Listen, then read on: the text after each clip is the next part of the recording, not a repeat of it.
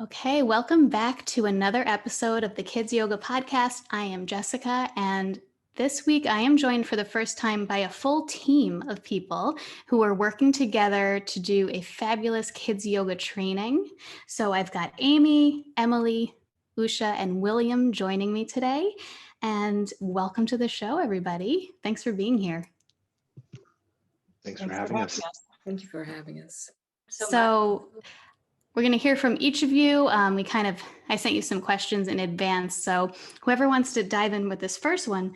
So can you tell me a bit about the Pranakriya School of Yoga? When was it founded and what is its mission? I'll tackle that one there.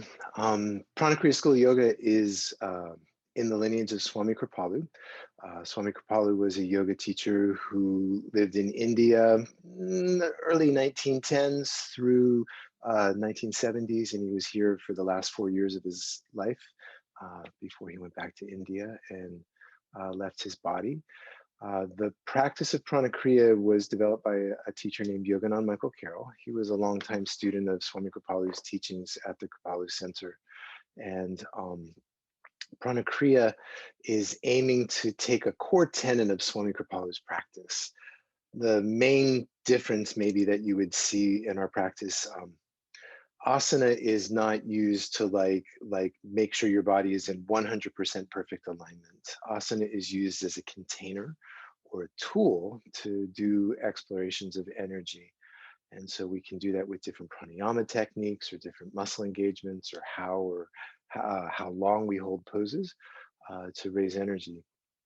The mission of Pranakriya is to find what can we glean as householders, people that have jobs and live in the world, what can we glean from this renunciate practice that Swami Kripalu did for so many years, even though we're not taking vows of renunciation, etc. So what can we gain from that lifestyle? And by using, there's 4 tenets that we could look at in Pranakriya. The first is that we cultivate the witness. The first step is to be able to notice what is your moment-to-moment experience. We could name that as buddhi awareness or the witness. Once we've established the sense of being able to notice, to pay attention to ourselves, then we strengthen the container. We do things with the body to make the body strong and adaptable. Flexible, you could say, is a byproduct of that, but functional, I think, might be a better way of looking at what we're trying to do. And then after we've cultivated awareness, strength in the container, then we raise energy. How do we maybe say go in the direction of a kundalini experience, if we use that kind of language? Maybe you go in the direction of a prana experience or an energetic experience. How do we allow more energy to move through us? And then once we have that higher energy state, then how do we use that to achieve universal oneness, an experience of that we are not separate from reality as it exists, but we are connected and part of it fundamentally, and to gain that higher consciousness perspective. For kids yoga specifically, that model is built directly into the program, that at a very young age, we're teaching them, pay attention, feel. What are you feeling in your body? What are your sensations? And how do your sensations change when you do different things? And then cultivate, strengthen the container. That's try different things, because a big part of the practice is cultivating your brain. It's cultivating your awareness of what you can do and the skill sets that you have. And then raising energy and that sense of connection is just a fundamental next step, if you will, of where that can go. So at kids, we're not teaching them how to do adult type of meditation, but we're hoping to set the foundation early in life, that if they came back and did these practices as adults, there's already seeds planted, both physiologically as well as cognitively and psychologically. Yeah, I love it because what you're describing, I think children have innately that awareness, but what you're describing is, and what I think is so powerful about kids yoga, is giving them the language and the resources to reflect on it and to understand what it is that they're feeling in their body or in their mind. So I love how you describe this style. It resonates a lot, but then how that can then translate to kids feels very natural. So I want to hear about first of all, how did you all find each other and then collaborate to create this training? And kind of what has that process been like to work together to create this training? So about 2017, I was given the task of considering this for Pranakriya, and I've been working with kids since, I don't know, 2003, and had little ones at the time myself, and I've always been drawn to working with children. And so I had done a number of trainings myself, and when I looked at all of the trainings that I had been to or heard of, I really felt like there was something that we could do differently. And as William just defined, let's take a look at how we teach our adults, and how could we translate that into a program that was teaching children in the same way, but at a level that they could understand. And so I knew all these great people. I had been in trainings with all of them. William had been my teacher early days, and we had gone to India together. We've had a lot of experiences going back, gosh, I guess to about 2006 maybe. And then Usha and Amy I met later through trainings that we took together, and we all just connected. There's always been an ease with all of us, and I knew Amy was a middle school teacher. I knew she had done lots of trainings herself.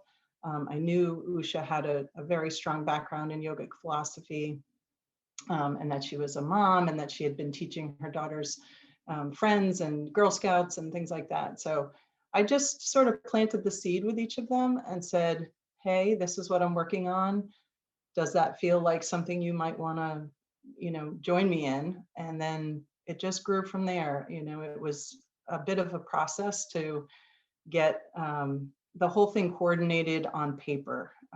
You have to follow the rules of Yoga Alliance and get things organized in such a way that Yoga Alliance can accept it. And so it took, I would say that was probably the hardest part. The personalities and working with these guys was super easy. Once we got it on paper, it was really easy to say to them, here's how we need to go forward. And it's been awesome. It's really been a great team of people. I think the picture that we sent you guys, that was from our very first program that we taught, the very first weekend that we taught. And I think you can just see the joy that we were experiencing from that first launch. So it's been easy once we got the paperwork done. So that's how we came. Yeah, I mean, I know it's so tedious, just getting the material organized and the hour breakdown and all of that. But in a way, it sounds like you all work so well together. So I think it's such a probably better process to be able to do that collaboratively, rather than when you're doing it alone, it can be very, very isolating. So I think it's just wonderful that you're all offering something different. And I think that's great for people learning from you to get these different perspectives. So I know you guys get along really well. What was, besides the kind of tedium of that all, what has been the greatest challenge in creating the training? And probably also, I mean, then a pandemic hitting. So I'm sure that has changed things. So what has been the greatest challenge so far?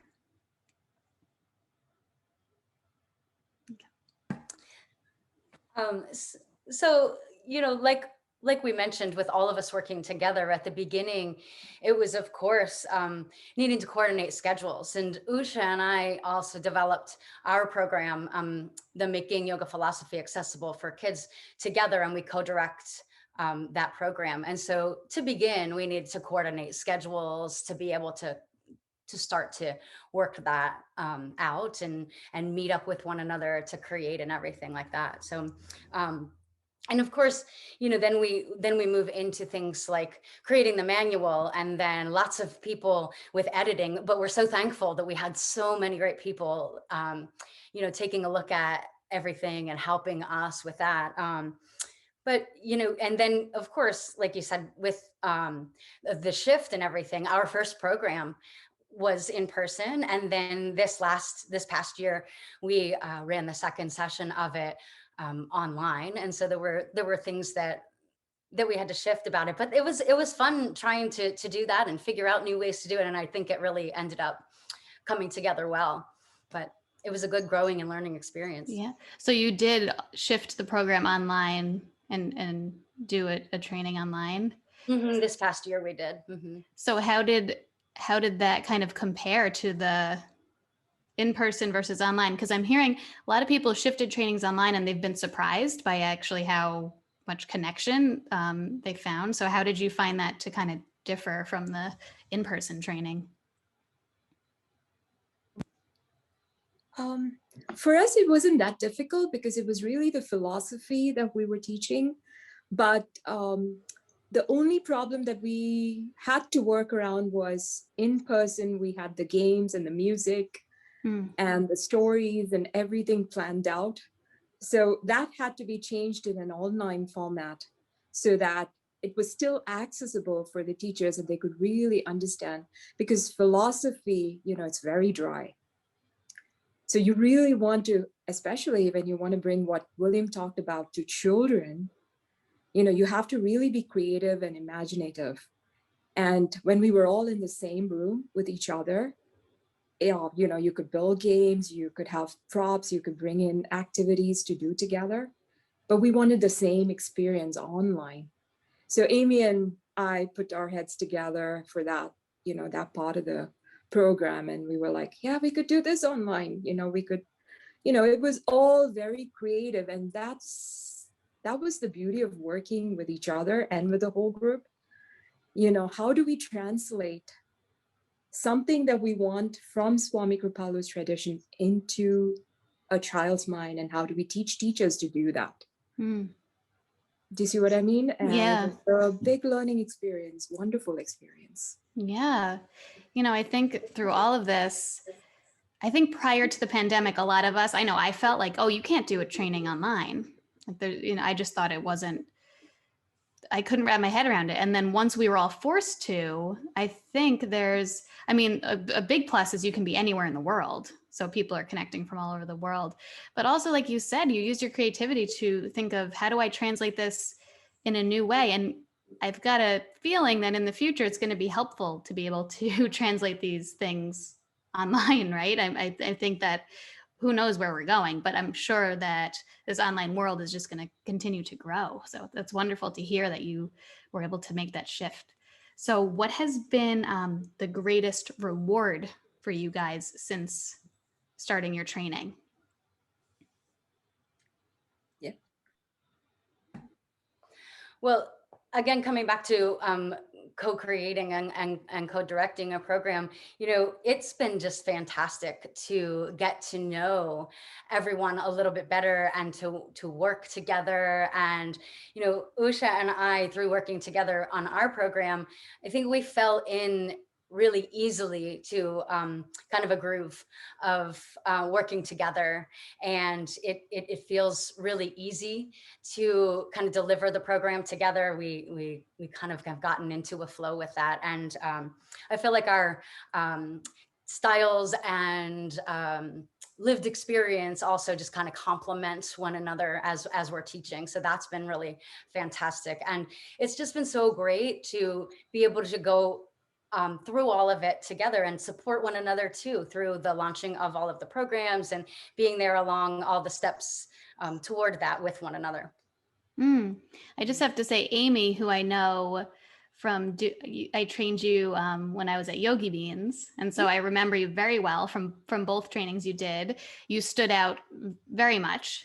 Some people you just remember because they kind of have that spark. So I just want to say, I'm so proud of you now to see you doing this and leading these trainings yourself. I'm not surprised, but when you got back in touch, I was like, oh, I was so excited. And Lauren, who, I led the trainings with and who knew you, she was just so excited to hear you're doing this. So just side note on Amy, just wanted to say that you all are wonderful too. I'm just meeting you now though, virtually. But I want to hear more. I want to hear about, so you've had the 2 trainings and you've got the whole future going now. What are your kind of hopes and dreams for where this training can go?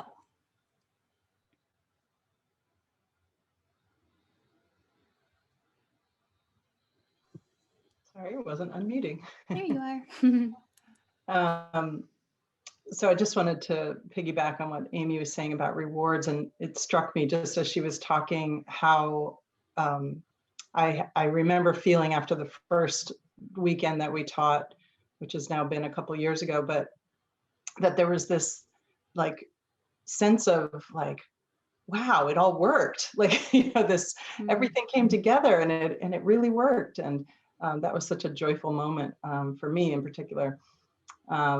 So, with that in mind, I feel like we have accomplished the goals of, bringing the philosophy module and the anatomy module, tweens to teens and little kids. And we've launched them all, and we've done some of them both, virtually and in person, and some of them only virtually. And, so I really am looking forward to the opportunity to get back face to face. I certainly want to have some time. There are a few things that you miss when you're just doing Zoom trainings. So I'm looking forward to that. And I'm excited that for Pranakriya in particular, that each of these modules can be cross-used, that they can be electives, or they can be, part of the 95-hour training, or they can be part of the 300-hour training. And I love that each of them has been made in a way that some of our students come out of it saying, oh, I could totally use this with my adults. And so it's not specific to just kids, that these techniques were sort of, simplifying some of the stuff that we've all been learning in adult yoga. So I'm looking forward to the opportunity to get all of this out there more. The disappointment of COVID kind of limiting our availability and accessibility. I'm looking forward to getting back on the road if we can. But as you said, I think there's going to be a hybrid mix. I think it's going to be the way of the future. I know from my own adult classes I'm teaching that people aren't going to come back. There are certain people who are just happy to roll out of bed and show up on their living room. And so I think we have to be open to that as well. And I'm just hopeful that all of the folks who started with us will be able to get the opportunity to get and teach kids, because that's been an issue. A lot of folks have just not been able to get out and practice and do the work. So I'm hopeful for all of that as well, and just looking forward to the whole thing continuing to grow and multiply. And I feel like what we have is special, and I really want that special information and from these special people to make its way out there. So those are my hopes and dreams. Can you just one more time kind of break down the different modules? So I know I like how that's broken up, like you said, where you can do the full hours for the 95-hour, or you could take sections. So what are those? Sure. Yeah. So the first one is PK little kids. And again, they can be taken independently. They're not, prerequisites or anything. And then the second one is PK tweens to teens. So 9+. Then making yoga philosophy accessible to kids is what Usha and Amy are teaching. And then William is teaching the growing a body and looking at development of children. And as I said, all of the folks who have taken our program so far have made comments in their evaluations that these are things I can use with my adults. And so I think that's important to know about this program. And then the final module obviously is the practicum. So those who want the 95 hours have to finish that 15-hour practicum. And we have two coming up, one in August and one in September. And then we hope that the other two will run. We're still working on the 2022 schedule, because as we all know, we don't know, is it in person? Is it hybrid? So we're still sorting that schedule out for philosophy and anatomy to get them on the schedule, hopefully January, March or something like that. Very nice. I love that it's broken up like that, because people maybe who have interest in one of the age groups, or maybe the philosophy, can kind of start there. And then my inkling is then they'd probably want to learn more, and it also to have that option to have that 95-hour, I think is just great for people to have that, especially people who are coming from maybe doing a 200-hour, or like you said, like the 300-hour, just kind of putting all the training together. So wonderful. I want to hear from each of you now, how I always end my episodes with these kids yoga gems. So William, since I haven't heard from you in a bit, I'd love to start with you. So if you could offer one piece of advice to someone who is in the kids yoga world, sharing yoga with children, what would it be? I'm going to take a longer minute to explain what this is. I'll just say what the nugget is. In childhood, try everything. Create lots of neural networks and interlaying of movement combination. The anatomy module that I teach it's about how we grow a body, but it's how we grow our nervous system, how we grow our ability to perceive and to feel. And at different ages, there's different developmental stages. When I look at teaching adults, which has been my primary teaching as adults, I wonder what if somebody can't bring their arms up like this, did they not have that movement in their childhood experience to grow the kind of neuromuscular coordination to create that action? When I look at kids nowadays, and we're all sitting with our devices, we're all head forward, this lack of visual focal distance, lack of auditory focal distance, I wonder, how are we affecting the adult bodies we're going to be teaching in 20, 30, 40 years? Because these kids have different early childhood movement experiences than, say, I did and my colleagues here have all had. And so I'm thinking forward, how do we help children now pick up skills that they might not need necessarily, but are part of a full human experience, and to be able to do an adult practice. So the nugget that I have is try everything, do it with play, parasympathetic activation, and don't do it to get it right, do it to feel it and experience it. Love that so much. And that's an interesting thought. I'd never thought of that, of how you moved as a child. Very much, I'm sure, affects how you're moving as an adult. And it gives me so much hope that we're teaching children yoga now, that children are being given access to this, and that we've got this awareness. So I love that. Who would like to go next? Maybe I will go clockwise. So we'll go over to Emily.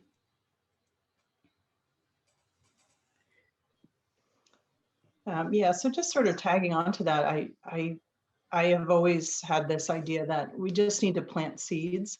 It doesn't matter whether it's yoga per se, or whether it's, the full expression as we know it, or are we doing it correctly? But are you planting a seed that would lead and grow into something else as the child grows? And that's really been my message all along with this program, is what seeds are we planting and how are we nourishing them and leading towards growth? Yes. Couldn't say it any better. Plant the seeds and then no attachment to what the result is. Just let it be. Exactly. How about you, Amy? I always like to say, be always playful in your own yoga, even as an adult, right? And so keep that sense of fun in when you're practicing yoga as an adult and everything. And that'll help you so much, as if you're bringing yoga to kids, right? That helps you to better be able to meet kids where they are. When they come to yoga, and we are planting these seeds. And so, and a great way to, to do that too, is just trying something new. And like, I had such a great time in all of the kids yoga teacher trainings that I participated in, and you mentioned it before, and thank you so much for your kind words. And so like, I had a blast doing all of it, and then doing all of the, the other programs and sitting through them in this creation, this program that we've created too. And it just helps with keeping that playfulness and, childlike spirit alive in your own yoga. And then it's so much easier to then translate to having fun with the kids and all that they bring, and all that lightheartedness that they bring to the mat whenever we're teaching them. Yes. Oh, I love that you play like in your own practice, to have that playfulness. Mm-hmm. I think, yeah, you can't really fake it with kids when you're teaching them. So like, if you come with that energy, they absolutely feel it. It's beautiful. Yeah. And Usha, what would be your kids yoga gem? I always say, learn to be a storyteller. Children delight in stories. They love, they remember stories. And if you can really pack these essence of yoga principles, whether it's postures, whether it's, anatomy, whether it's like philosophy, if you can actually pack it in or camouflage it in a story, and then as they grow, they're going to reflect on that story. They're going to remember that story. I mean, look at us as children. If you look back, those stories are what we remember the most from our childhood days.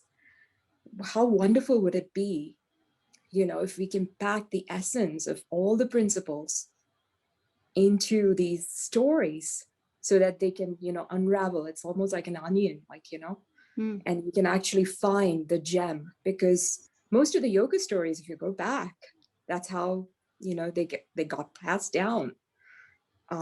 So I think learning to be, especially as kids yoga teachers, or if you're teaching children, whether you're a parent, a teacher, a caregiver, a story, telling a story, just engaging them in a story is a wonderful gift that one can have. Yes, I love that. That's so true. It's such a way to engage with them. And I mean, there are so many beautiful kids yoga books now that are out that you could start there. But like you said, it's also coming your own stories, talking even stories from your own life that you can share, or bringing like the philosophy in. Like you said, there's already so many stories out there that are already engaging. So I love that so much. Well, so much wisdom that you guys have all imparted. I'd love for people to be able to find you. So anyone listening who is interested in learning more. So where are all the places, the websites, any social media, all that stuff? You can definitely find all of us at pranakriya.com, and each individual, probably these guys all probably have their own websites. I do not, but pranakriya.com houses all of us. Okay, wonderful. Does anyone, you're welcome to share your personal websites too. Does anyone want to share those? Mine at the moment is yogawithwilliam.com. Great. I can be reached at yogabhyasa.gallery, but it's go to pranakriya.org, look at our profiles, and it's all information is there. Okay. You can reach me that way as well. That's easier. Thank you. Perfect. And my website is balanceformylife.com. And you can find me at that on Facebook and Instagram too, at Balance for My Life. Wonderful. Thank you so much, all of you, for taking the time and for just demonstrating what a beautiful team can look like, and collaboration can look like in kids yoga. And just keep doing what you're doing. And I look forward to seeing where these trainings go. Thank you so much Jessica. for having us and for all of this, Jessica. We really appreciate it. Thank you. And thank you, Amy, for getting in touch and connecting us. Absolutely. It's been great to talk to you and see you again. Yes, you too. Well, have a good night, everyone. Thanks so much. Thanks, Thanks, you. Jessica. Bye-bye. Thank you so much. Bye. Take care. Bye-bye.